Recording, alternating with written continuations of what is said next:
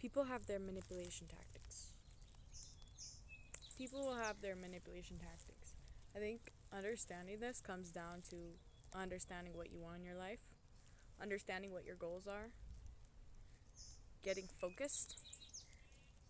And as you focus and as you adjust your life to meet the expectation, or not the expectation, to meet what is necessary for you to get where you want to go, you're gonna start seeing people change up. You're gonna see start. I'm sorry, I can't talk. You're gonna start seeing people change their behaviors as you change your boundary with them.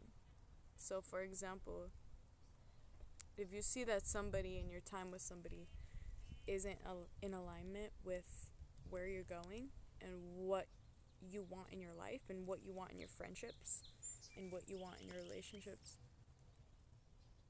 you adjust. Maybe you take some space for yourself. You'll start seeing people start being really nice to you when they probably weren't that nice to you in your relationship. But all of a sudden, now that they don't have access to your energy, all of a sudden they're like really, really lovey and dovey and smiley and kind and nice and respectful. But then after that stage comes this stage of like, I need you to do this. Whether it's call me, text me back, why aren't you talking to me, da da da. Like, all of that. For me personally, I have like very specific social rules. One of those social rules is not to control people. I don't need to control anybody. Like, I can ask for help. I can say, "Hey, I have this idea. I want to do this. Do you want to do this with me?" I can do both of those things. And that is, that is where I receive help if I need it. That's where I can connect to my friends and my loved ones by, initiating and spending quality time. Saying, "Hey, I have this idea. Let's do it. Do you want to do this?" Not let's, know. Do you want to do this with me? Um,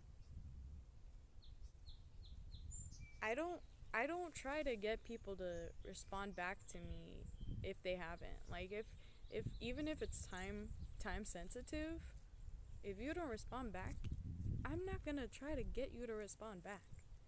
If I send you something nice and sweet and you don't respond back, I'm not going to try to get you to respond back. My goal in doing those things is not to control you. It's not to get energy from you. It's to give energy. And that is where we start to see manipulation tactics. Is when people try to do something to you, like they try to give something to you and then they're like, "But why aren't you here? Why don't I have access to your energy right now?" This is where you see the manipulation tactics. It doesn't mean somebody's a terrible, terrible person. They could, I think we see a lot of these patterns where people use manipulation to get what they need. They don't know how to advocate for themselves. They don't know how to observe themselves and observe what they need and then ask for what they need. And just because, like, okay, like I have a lot of compassion for these people sometimes. Like, these days, not as much. I mean, I have compassion where it's appropriate, but I don't let my compassion, um, like, what's the word? I don't let my compassion erase need for healthy boundaries. Because if somebody's trying to manipulate me, if somebody's doing nice things to me to get a certain outcome out of it, I don't view that as necessarily, I'll use the word safe. Not that, like, I'm gonna die or something. If, I mean, you could die. You could technically die. But, it's not emotionally safe and secure. It's not an emotionally safe and secure place for me to be because I don't do those things. You know, I don't utilize those tactics to get people to do things for me. That's the difference. So when I understand a reciprocal relationship in my life, those people don't start switching up after I take space for myself. You know? And that's just, it doesn't mean they're terrible people again, but we can call it what it is. So I think it's just good to be aware of those. And if you're really trying to reach your goals, if you're really trying to become a better person, I would suggest to practice boundaries with these certain people. I used to kind of think like, oh yeah, I'm trying to like master myself in the sense that like I'm aware and I'm intentional about how I choose to act in the world. Like I'm a creator of my reality. That's called mastery for me. I used to think that like I could still do whatever in the world. I could interact with whoever. But the thing is that if somebody is not reciprocal with you in the sense that like they can meet you on your level, you're always going to be stooping to meet them on their level.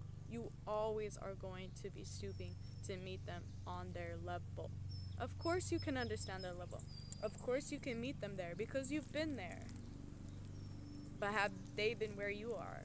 That's the question. Have they been where you are? Have they ever touched it? Are they able to maintain it if they have touched it? Because if you can maintain that level of soul, that level of mastery over your own life, you need to have people that also can meet you there. It might honestly isolate you. It might make your circle a lot smaller. But, you know, if you really care about what you're doing in the world and if you want to fulfill what you want to fulfill, you got to take it seriously. You got to take it seriously. Don't let people manipulate you just because they can't reach you at your level. They can't meet you there. We can always stoop down. We can always stoop down. Does that mean we should? Maybe not. You can meet people where they're at as you can hold your own. You have to be able to hold your own frequency or your own maintenance of self. You know? And I'll say that when you do that, okay, here's another note on this. I think especially through transition periods are the periods that we cannot let people manipulate us. I mean, don't let people manipulate you, or don't be manipulated by people is how I'll word it. But especially when you're transitioning through periods of growth and you're embodying new levels of self and of self-mastery, that's when you have to like have the privacy that's appropriate for you. That's when you have to protect your boundaries. That's when you have to, be in a room with yourself and say, okay, what's here? Where am I going? What do I have to do to get there? And also just what's here and what am I grateful for and what am I seeing and what have I, what have I reached this far? It's good to be in a room by yourself. It's good to be in a room by yourself. So anyway, yeah, just be aware. Honestly, just be aware. Be aware and enjoy the journey. Enjoy the ride. Like, it's beautiful. It's beautiful, but just when you see it, don't be afraid to call it what it is. Peace.